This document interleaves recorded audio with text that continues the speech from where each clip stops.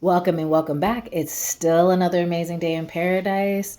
Thank you so much for continuing with me. If this is your second video, and welcome. If this is your first, in the first video, I was talking about the goal that I have to generate over $20 million in 7 days, which, as far as I know, is unheard of, but I don't think it is.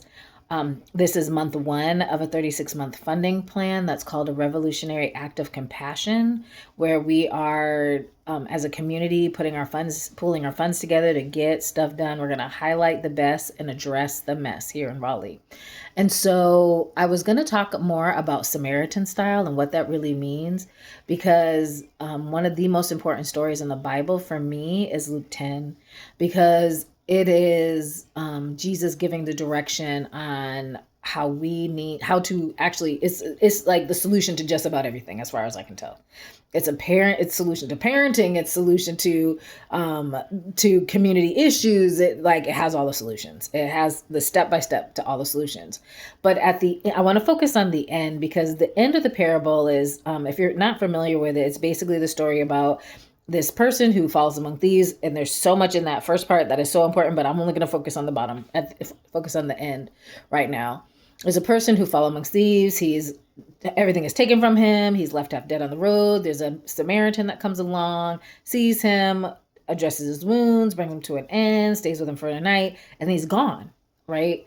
So, but it's that last verse of the actual story that Jesus tells that he says that where he talks about, he said he stays with him for a night, after bringing him to the inn. And then it says that he paid enough for 2 days worth of pay to the innkeeper to make sure. And then whatever he spends more, he'll repay him. Right. And so when I thought about that, I was like, wow. I was like, there were a lot of things in that spoke first of relationship, the relationship of trust between the innkeeper and the Samaritan, and the Samaritan to the innkeeper, because we don't even know if this man was ever conscious while the Samaritan was there.